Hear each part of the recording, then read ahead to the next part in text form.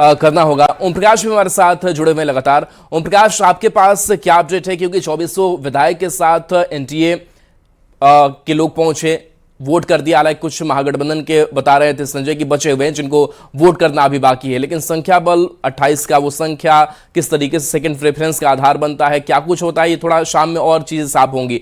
अब तक आप क्या समझ पा रहे हैं?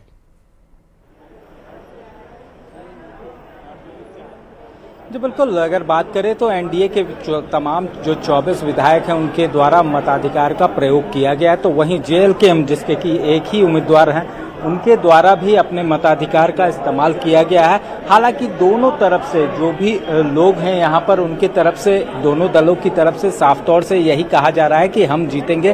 दावे सभी के एक साथ में अगर कहा जाए तो महागठबंधन की तरफ से भी किए जा रहे हैं, तो वहीं दूसरी तरफ एनडीए गठबंधन की तरफ से भी ये दावा किया जा रहा है कि उनकी जीत तय है। फिलहाल यहाँ पर फर्स्ट प्रेफरेंस और जो सेकंड प्रेफरेंस है उसको लेकर भी जिच बनी हुई है। खासतौर से जिस तरह से मॉक पोल में हमने देखा था कि जो फर्स्ट प्रेफरेंस होगा और जो सेकंड प्रेफरेंस होगा उस वजह से भी जीत के आंकड़े तय किए जा सकते हैं।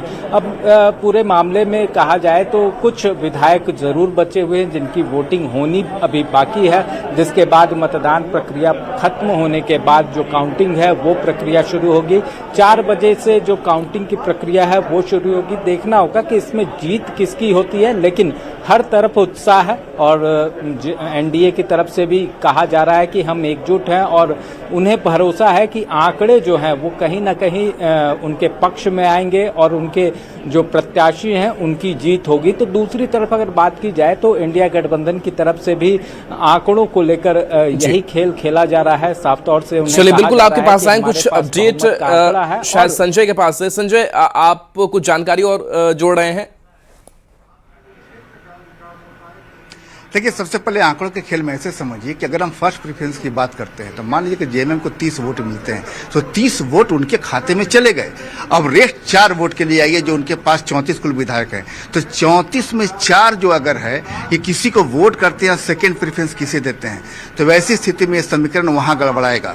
अब रखिए कि कांग्रेस की ओर से लगातार दावा किया जा रहा है कि आरजेडी के वोट भी इंटैक्ट हैं, चूंकि गठबंधन के तहत सहयोगी यहाँ पर सत्ता में सरकार है तो उनका दावा किया जा रहा है, जेएलके का भी दावा किया जा रहा है। लेकिन किसी ने अपने पत्ते, राज्यसभा चुनाव बिल्कुल एक कैसे रणनीतिक चुनाव होता है, इस चुनाव में कोई व्हिप जारी नहीं होता है कि विधानसभा के अंदर चुनाव हो रहा है तो व्हिप जारी हो गया कि आप पार्टी के खिलाफ नहीं जा सकते हैं। लेकिन सबसे बड़ा सवाल है कि ये चुनाव जो होता है विधानसभा में, हम विधानसभा का ये भवन देख रहे हैं समझिए, लेकिन विधानसभा के इस भवन के अंदर में जो कक्ष है वो अंदर मेन कक्ष जो होता है वो उसको माना जाता है कि व्हिप वहां है, लेकिन राज्यसभा चुनाव में व्हिप जारी ही नहीं होता है क्योंकि कक्ष से बाहर होता है। चलिए, बिल्कुल, तो संजय आप नजर बना करके रखे रहिए इस पूरी मतदान प्रक्रिया पर। शाम भी काफी कह सकते हैं कि खास होने वाला है। बहुत बहुत शुक्रिया ओम प्रकाश आपका भी। तो देखिए, बढ़ेंगे आगे। मतदान करने के बाद मुख्यमंत्री हेमंत सोरेन बूथ से बाहर थोड़ी दूरी पर चाय पीने काउंटर पर पहुंच गए, जहां पहले से बीजेपी के नवीन जायसवाल और राज सिन्हा मौजूद थे। इस दौरान नेताओं के बीच गुफ्तगू भी होती नजर आई। वहीं सूत्रों की माने तो हेमंत सोरेन ने बीजेपी विधायकों से मतदान को लेकर चर्चा की। उन्होंने पूछा कि कैसी रही वोटिंग, कितने वोट पड़े।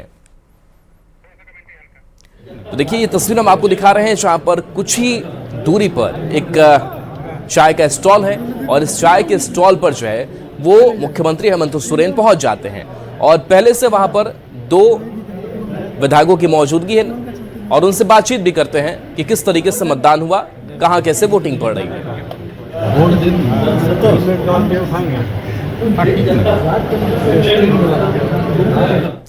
बढ़ते